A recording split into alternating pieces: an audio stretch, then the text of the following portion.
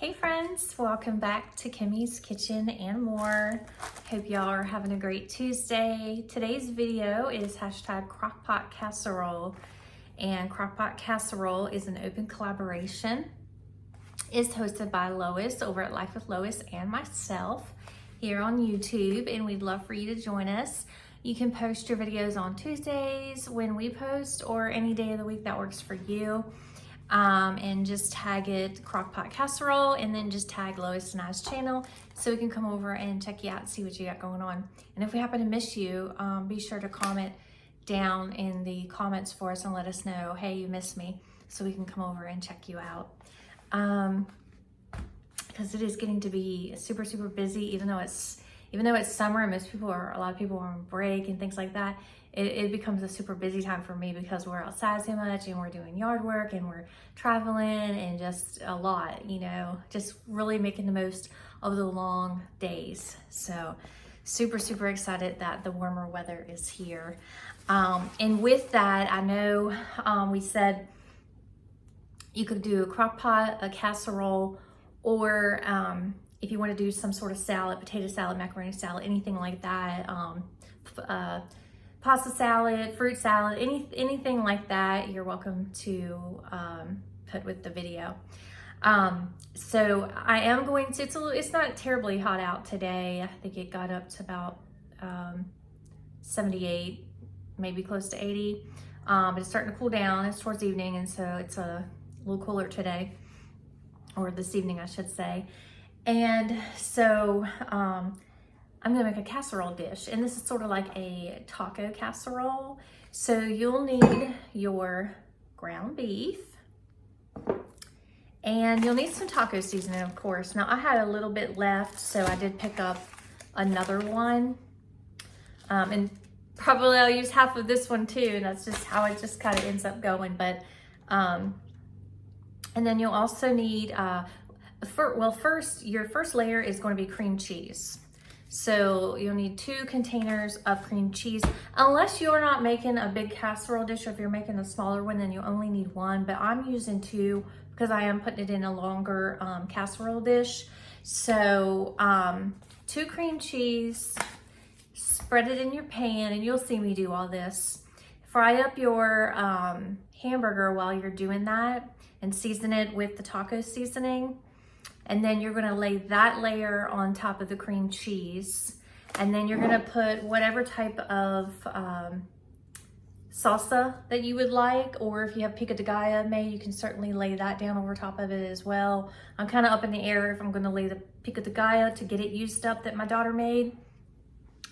Because it did make quite a bit, and we do have quite a bit left, and it would be ideal for this. Or we may use this medium salsa. I think the heat level as far as both are about the same, so I don't think it really matters. So we'll see what we end up doing when I go get into making this. And then when you do, when you do the cream cheese and then your taco meat and then your salsa, then you do a layer of cheese over top of that, and then you bake that, okay? And then when you pull it out, this is where you're gonna need things like lettuce, which I certainly have a lot more lettuce. I'm just gonna use up this, and then we have a whole nother thing of lettuce in there. Sour cream, olives, which we will put those on our individual plates because I don't like olives. So, and then I love the homemade chips, tortilla chips from Food Lion. So we'll use those to scoop it up.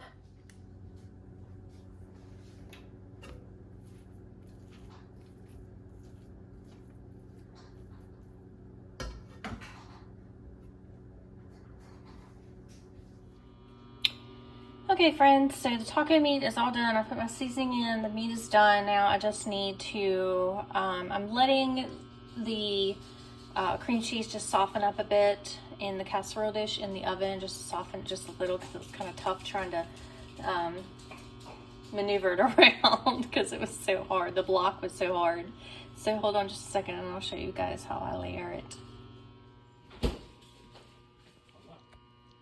Okay, I know that the meat looks a little skimpy, but it's because I'm splitting it between 2 This one is my husband's. He did not want the pico de gallo, so I did the regular salsa on his, which is this late July medium salsa. It's really good.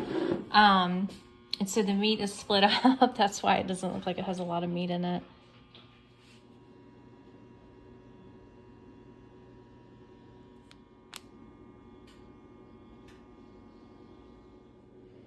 Okay, friends, so this is what mine and my daughter's looks like. Again, it's got the cream cheese layer, the hamburger taco seasoning, taco meat, the pico de gallo that my daughter made, and then the queso cheese.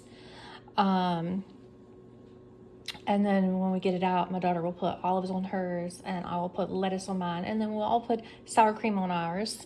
And then this is my husband's. He wanted the Tillamook cheese, the 2-blend Tillamook. And on the bottom of his, of course, is cream cheese, and then the taco meat. And then his has the salsa, and then the cheese. And then, like I said, when he gets his out, then he will put in the olives, the lettuce, and the sour cream. So the only difference is mine won't have the olives. It'll just have the lettuce and sour cream. So, and certainly for all my friends out there who are vegetarian, you do not have to do the taco seasoned meat. You could certainly do black beans, refried beans, pinto beans, anything like that. So you could do the cream cheese, the beans, the salsa or pico de gallo, and then the cheese. So I'm gonna go ahead, pop these in the oven, and I will be back. So stay with me.